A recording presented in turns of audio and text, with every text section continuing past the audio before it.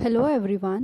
इस प्रेजेंटेशन के थ्रू हम समझने की कोशिश करेंगे कि इंटरनेशनल लेवल पर एक जो बिज़नेस है वो किस प्रकार मैक्रो फैक्टर्स को ध्यान में रखकर अपने स्ट्रैटेजिक डिसीजंस को लेता है। ये है हमारा यूनिट 1 का एक टॉपिक जिसका नाम है business environment and strategic decisions, geographic, economic, political, demographical, social, cultural and regulatory framework. तो ये तो बात हुई सिलेबस की। अब धीरे धीरे वन बाय वन हम चीज़ों को समझने की कोशिश करते हैं। सबसे पहले जैसा कि मेंशन है स्ट्रैटेजिक डिसीजन। स्ट्रैटेजिक डिसीजंस का मतलब क्या होता है? तो स्ट्रैटेजिक डिसीजंस को अगर हम समझें तो स्ट्रैटेजिक डिसीजंस मीन्स अलाइनिंग और alignment of opportunities with the capabilities and internal design of organisation.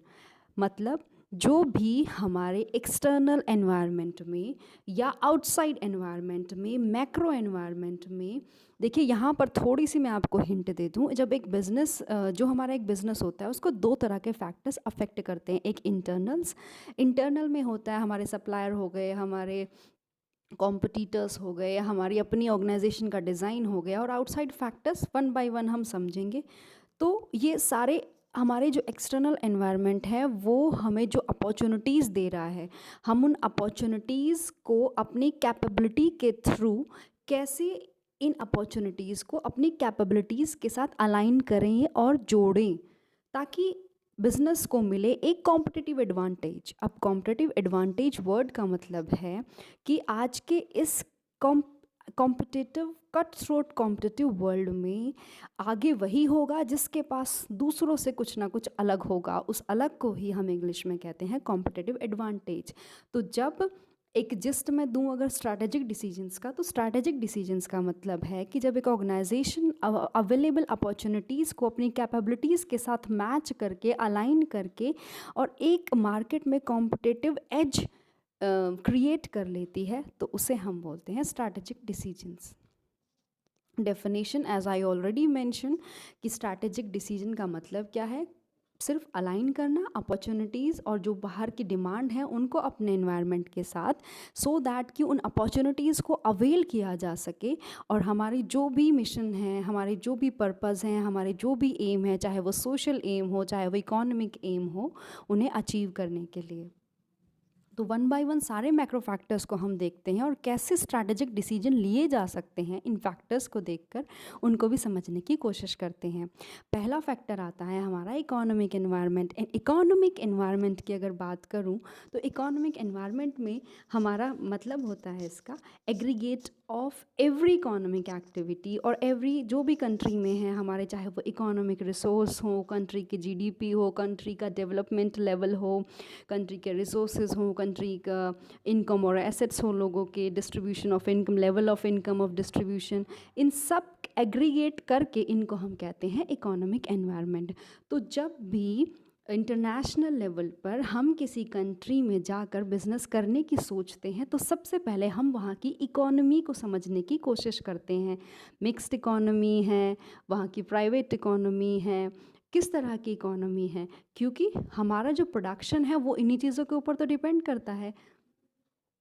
Economic policies हैं। अब जैसे मान लीजिए कि एग्जांपल लेके समझने की कोशिश करें, मान लीजिए किसी कंट्री में रेस्ट्रिक्टिव इंपोर्ट पॉलिसी है, तो अब रेस्ट्रिक्टिव इंपोर्ट पॉलिसी है तो फिर हमने कोई इंडस्ट्री अपनी वहाँ पर लगाई उस कंट्री में और हमें ज़रूरत है किसी टेक्नोलॉजी को बाहर से मंगाने की, तो वो तो फिर मुश्किल होगा।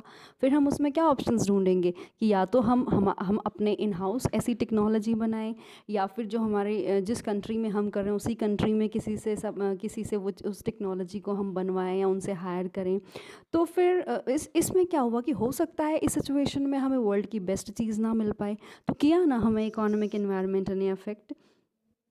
लीगल एनवायरनमेंट, इस चीज़ को अगर मैं एक कॉमन पैरेलेंस में कनेक्ट करने की कोशिश करूं तो देखिए, जब भी हम किसी फंक्शंस में जाते हैं, किसी पार्टीज़ में जाते हैं, वेडिंग्स में जाते हैं, तो वहाँ का एक ऐसा एनवायरनमेंट होता है कि हम उसी के अकॉर्डिंग ड्रेस को उसी के अकॉर्डिंग हम पहन कर जाते हैं और वहाँ के कुछ तौर तरीके होते हैं जाने के उन फंक्शंस में, उन जगहों पर।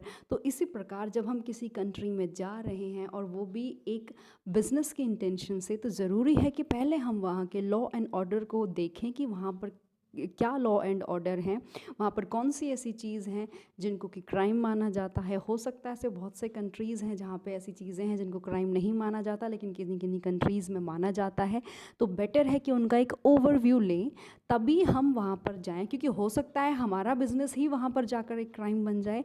तो बेटर है कि वहाँ के लीगल एनवायरनमेंट को हम समझ कर जाएं, वो हमारे लिए कॉम्पिटिटिव एज बन सकता है। सोशो कल्चरल एनवायरनमेंट की अगर मैं बात करूं तो इसे हम कल्चरल एनवायरनमेंट भी कह सकते हैं। कल्चरल एनवायरनमेंट का मतलब है कि किसी भी कंट्री के लोगों का कल्चर कैसा है, वहाँ की स्टेट ऑफ सोसाइटी क्या है, वहाँ पर एथिकल स्टैंडर्ड क्या है, लिटरेसी लेवल क्या है, लोगों की बिलीफ और वैल्यूज़ क्या है, बाइंग कंजम्पशन पैटर्न क्या है, फैमिली स्ट्रक्चर क्या है। फैमिली स्ट्रक्चर मीन्स कि लोग किस फैमिली स्ट्रक्चर में बिलीव करते हैं। हमारा चाहे वो न्यूक्लियर फैमिलीज़ में बिलीव कर रहे हैं, जॉइंट फैमिली सिस्टम में कर रहे हैं। मीडिया और कंज्यूमरिज्म की अप्रोच क्या है, वहाँ पर लेवल क्या है इसका, ह्यूमन रिलेशनशिप्स कैसे हैं, लोग अकेले रहना पसंद करते हैं कि ग्रुप्स में रहना पसंद करते हैं। तो ये सारे वो फैक्टर्स हैं जिनको हम कह सकते हैं कि वो कल्चरल फैक्टर हैं जो कि अफेक्ट करेंगे बिजनेस को डायरेक्टली। अब कहीं जाने से किसी भी कंट्री में हम कल्चरल एनवायरनमेंट को जब ध्यान में रखकर ही हम अपने प्रोडक्ट को वहाँ के लोगों के अकॉर्डिंग ही हम कस्टमाइज़ करेंगे। जैसे कि ऐसे भी देखने में आता है कि बहुत सारे ऐसे प्रोडक्ट्स हैं जिनका कि यूज़ करने का पूरा तरीका ही बदल जाता है कंट्री के बदलते ही। जैसे यहाँ पर एक एग्जांपल है विक्स वेपोरम। विक्स वेपोरम को हम as a pain balm use करते हैं, but in some African countries और ट्रॉपिकल कंट्रीज़ इसे एक मॉस्किटो रेपेलेंट के तौर पर इस्तेमाल किया जाता है। तो बहुत ज़रूरी है कल्चरल एनवायरनमेंट को भी ध्यान में रखना।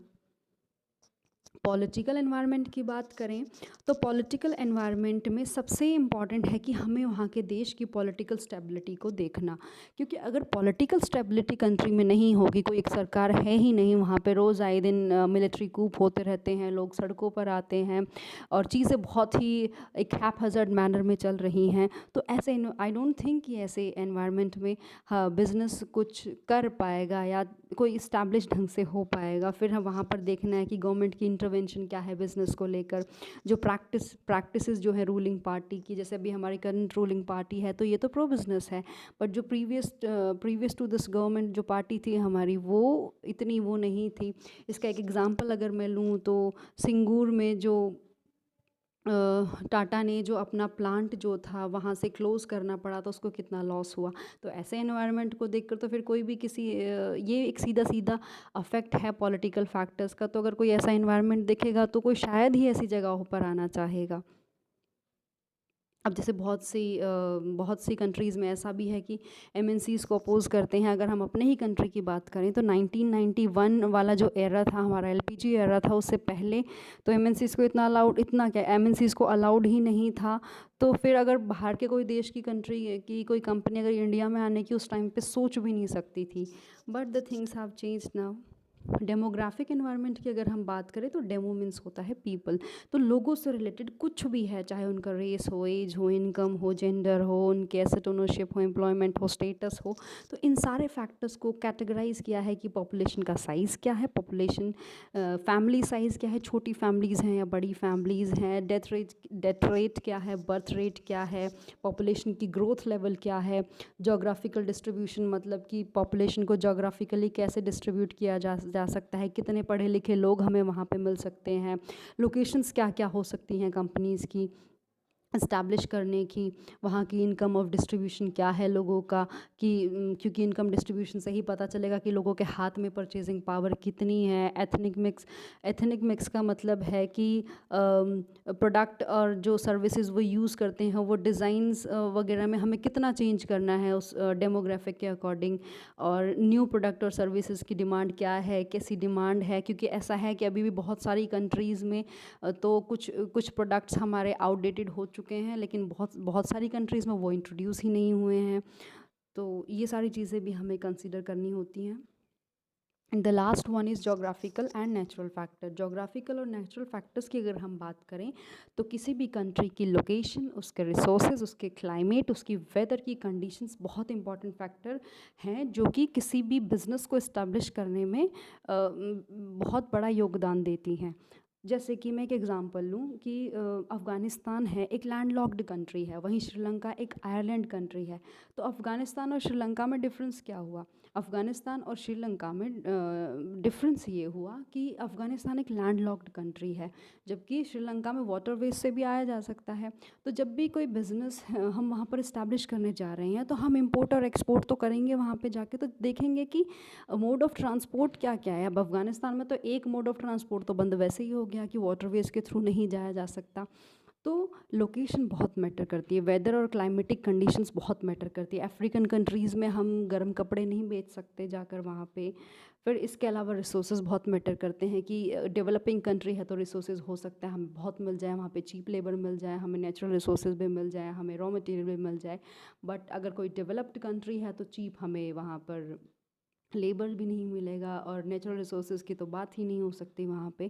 तो these all are macro factors जिनको कि बहुत ही माइन्यूटली हमें बहुत ही बारीकी से हमें समझना होगा, और फिर हमारी जो स्ट्रैटेजीज़ हैं वो इन सारे फैक्टर्स को ध्यान में रख कर, इन सारे बेसिकली हमारी जो स्ट्रैटेजी होगी वो इन सभी फैक्टर्स के ऊपर बेस होगी। चाहे वो कल्चरल फैक्टर हो, एक कल्चरल फैक्टर का एग्जाम्पल भी अगर जैसे हम देखें तो इंडिया की और चाइना की बात करते हैं, तो China just because of their one child policy, एक टाइम पे थी उनकी वो वन चाइल्ड पॉलिसी, तो वहाँ की तो एज ओल्ड पॉपुलेशन है। बट इंडिया की हम बात करें तो यहाँ पे तो यूथ बहुत है। तो कोई भी जो हमारी कोई अगर किसी कंपनी को प्रोडक्ट बना है ना है तो इंडिया में तो उसकी ओरिएंटेशन यूथ होगी, लेकिन चाइना में वो तो एज ओल्ड पॉपुलेशन ओरिएंटेशन होगी। अगर किसी को बेबी प्रोडक्ट्स जैसे जॉनसन एंड जॉनसन है तो उसको वो कंट्री देखना होगा जहाँ पे कि जहाँ की डेमोग्राफिक, अगर वो उसको डेमोग्राफिकली एनालाइज करे तो बेबी पॉपुलेशन बहुत हो। तो इन सारे फैक्टर्स को ध्यान में रख कर, क्योंकि ये सारी अपॉर्चुनिटी हैं कि हम चीज़ों को कितने बेटर ढंग से मैनेज करते हैं इन फैक्टर्स को, सो दैट कि जो हमारे बिज़नेस का मोटिव है, जो हमारे बिज़नेस का एम है, वो हम बहुत ही एफिशिएंटली और इफ़ेक्टिवली अचीव कर पाएँ। चाहे वो फिर हमारा प्रॉफिटेबिलिटी हो, चाहे वो मार्केट शेयर को इंक्रीज़ करना हो, या फिर किसी कंट्री, किसी डोमेस्टिक किसी कंट्री में जाकर वहाँ की डोमेस्टिक मार्केट को कैप्चर करना हो।